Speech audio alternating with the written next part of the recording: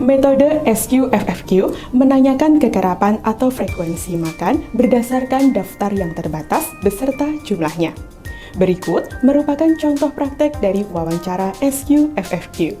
Assalamualaikum Bu Rena. Waalaikumsalam Bu. Perkenalkan Bu Rena, saya Astrid Herlinda, ahli gizi dari rumah sakit ini. Oh iya. Salam kenal ya Bu ya. Salam kenal juga Bu Astrid. Pada kesempatan ini, saya mohon izin untuk menanyakan kebiasaan makan Bu Rena sehari-hari selama 1 tahun terakhir beserta jumlahnya.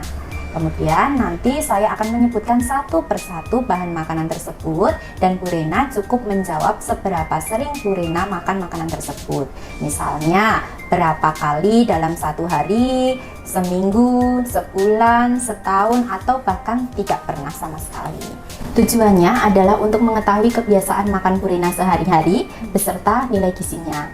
Kemudian hasilnya nanti akan kita jadikan acuan untuk perencanaan diet yang akan kita sepakati.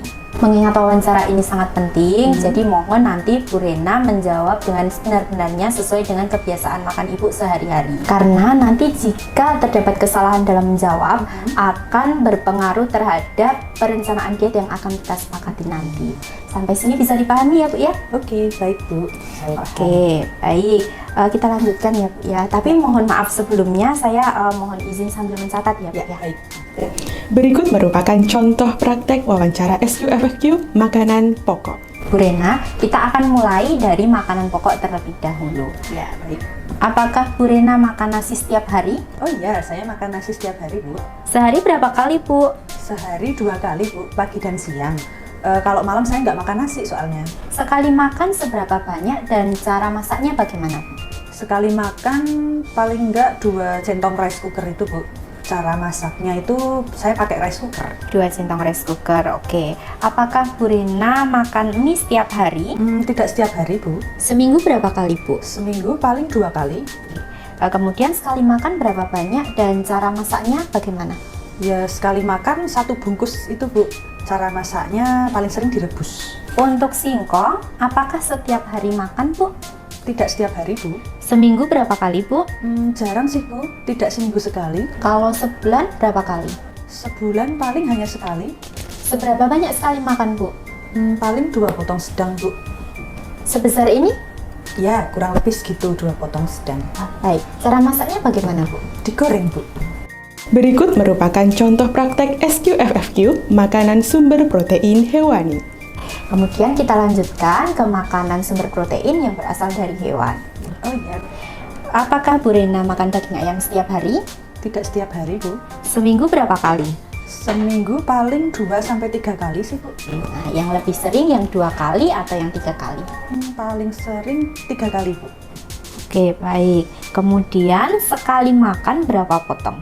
Sekali makan 1 potong Bu. 1 potong, kemudian cara masaknya bagaimana Bu? Cara masaknya paling sering digoreng juga Bu. Untuk ikan gurami, apakah makan setiap hari? Wah, kalau untuk ikan gurami jarang sekali Bu. Sebulan berapa kali atau setahun berapa kali Bu? Paling setahun hanya 3 kali Bu.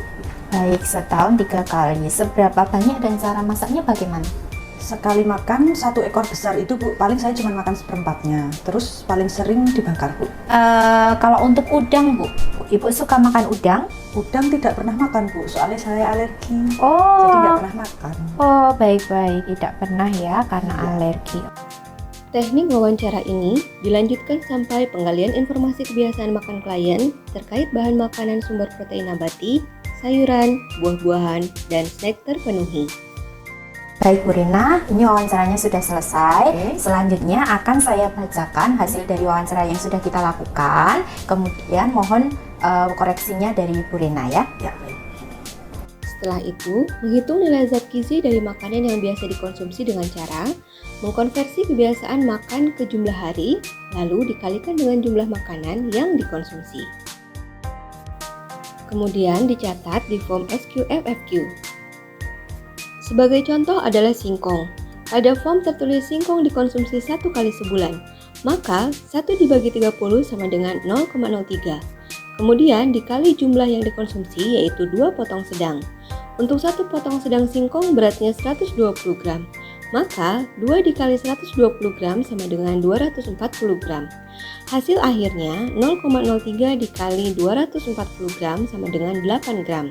Kemudian dikalikan dengan nilai zat gizi untuk energi, karbohidrat, protein, dan lemak. Perhitungan dilanjutkan untuk setiap bahan makanan yang ada pada form SQFFQ, kemudian dijumlahkan. Dalam melakukan wawancara SQFFQ, ada beberapa hal yang perlu diperhatikan. Yang pertama, jaga kontak mata dengan klien. Selanjutnya, hindari menggunakan pertanyaan terbuka. Berikutnya, hindari menggunakan istilah medis. Jika terpaksa digunakan, jelaskan dengan bahasa awam. Yang terakhir, jangan lupa menanyakan jumlah atau porsi yang dikonsumsi dan cara pengolahannya. Sekian video tutorial pelaksanaan Semi Quantitative Food Frequency Questionnaire. Semoga bermanfaat.